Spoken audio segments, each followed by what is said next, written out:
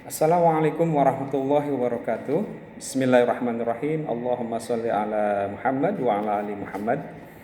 Anak-anak sekalian, alhamdulillah pada kesempatan kali ini kita bisa bertemu kembali dalam pembelajaran Al-Qur'an hadis di kelas 2A, B dan C ya. Alhamdulillah kemarin kalian sudah melaksanakan PTS. Mudah-mudahan nilainya bagus ya. Namun untuk kesempatan kali ini kita akan lanjutkan materinya untuk pembelajaran Al-Quran hadis. Kita langsung di bab 2 ya anak-anak sekalian. Nah, di bab 2 ini kita akan baca surat Al-Lahab dan kita akan memaknai dan mengetahui, menggali surat Al-Lahab ya. Baik, untuk lebih berkahnya untuk pembelajaran kita hari ini, mari kita awali dengan membaca Bismillah bersama-sama. Bismillahirrahmanirrahim. Untuk selanjutnya anak-anak sekalian, silahkan kalian buka bukunya ya. Di halaman 19 itu surat Al-Lahab. Kita akan baca bareng-bareng. Nanti Mister terlebih dahulu, kemudian kalian ikutin ya. Nanti setelahnya kita baca, nanti maknanya Mister akan sampaikan dan kita akan menggali isi dari surat Al-Lahab ini. Mari kita baca dengan awali ta'awudz dan basmalah ya. Ikutin Mister aja. A'udzu billahi minasy syaithanir rajim. Ya, silakan. Bismillahirrahmanirrahim.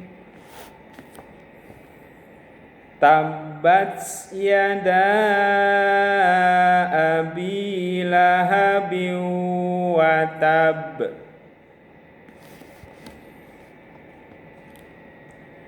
Ma aghna anhu maluhu wa ma kasab.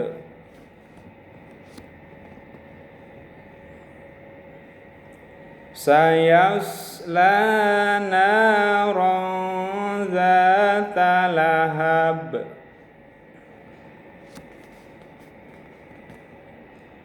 Wa imra'atuhu malatal hatab.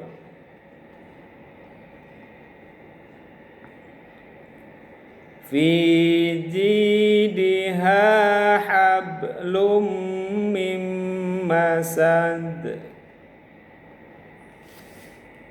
Shadaqallahul azim. Ya, itu surat Al-Lahab. Baik, anak-anak sekalian, untuk selanjutnya di halaman 20, coba kalian buka, perhatikan.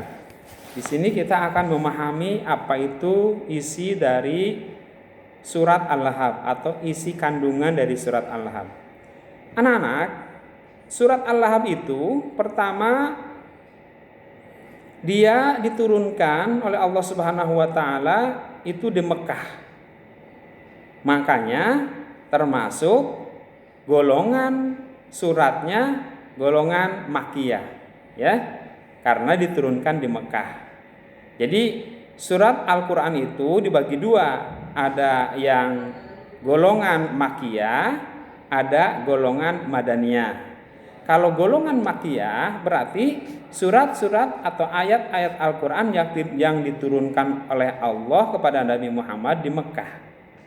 Kalau golongan Madaniyah berarti suratnya atau ayatnya diturunkan di Madinah, gitu ya. Secara sederhananya seperti itu. Ada Makkiyah, ada Madaniyah. Makkiyah di Mekah, Madaniyah di Madinah diturunkannya, ya. Nah, surat Al-Lahab ini itu urutan suratnya yang ke-111. Gampang nanti kalian mengingatnya 111 gitu ya. Nah, ini urutan suratnya di dalam Al-Qur'an. Kemudian surat Al-Lahab ini di dalamnya itu menceritakan tentang Abu Lahab. Siapa itu Abu Lahab? Nah, ini yang kita harus pahami ya.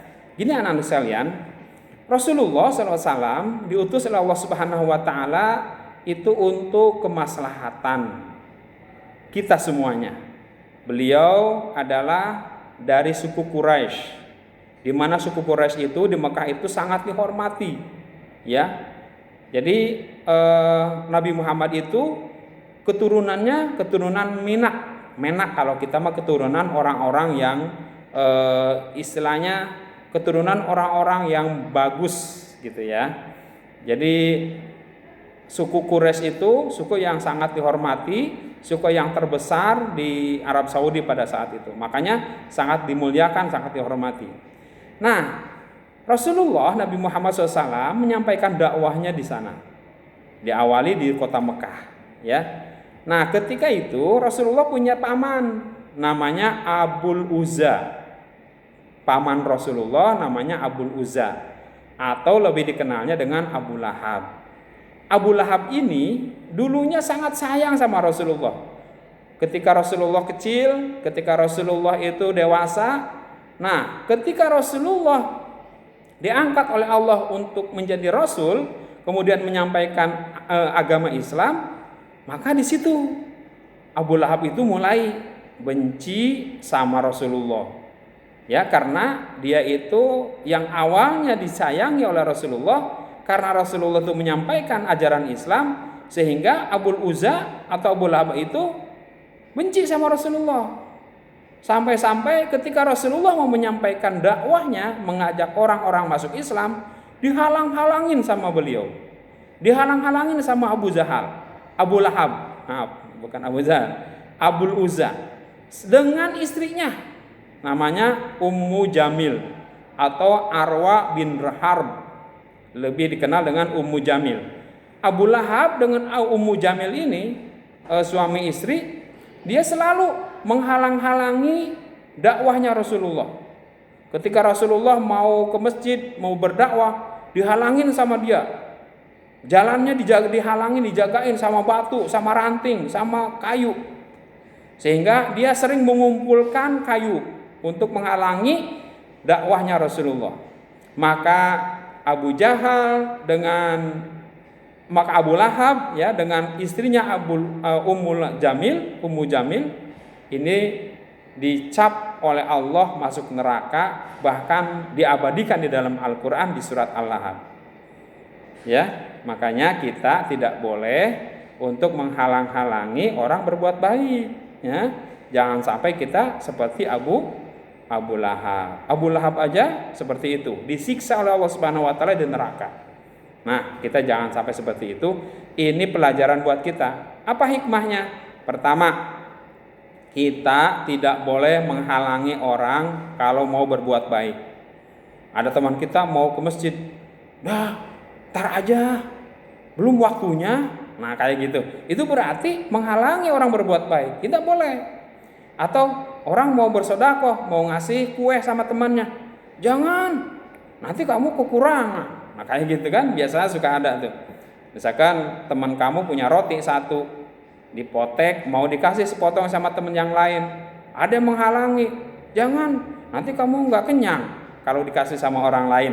Nah, kayak gitu juga termasuk berarti menghalangi orang berbuat baik. Tidak boleh.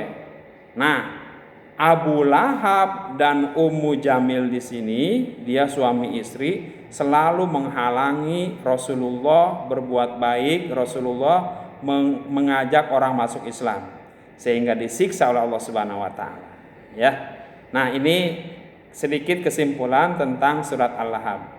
Nanti kalian baca lagi surat Al-Lahabnya, kemudian pahami isinya ya, artinya dibaca, isinya seperti tadi. Jadi nanti ada kesimpulan lagi, nanti kita akan lanjutkan di pertemuan yang akan datang. Untuk kesempatan kali ini cukup dulu sampai di sini ya, anak-anak sekalian. Mudah-mudahan kalian selalu berikan kesehatan, perlindungan oleh Allah Subhanahu wa taala. Kita semuanya berikan kesehatan, panjang umur, keberkahan oleh Allah Subhanahu wa taala. Amin ya rabbal alamin. Terima kasih. Assalamualaikum warahmatullahi wabarakatuh.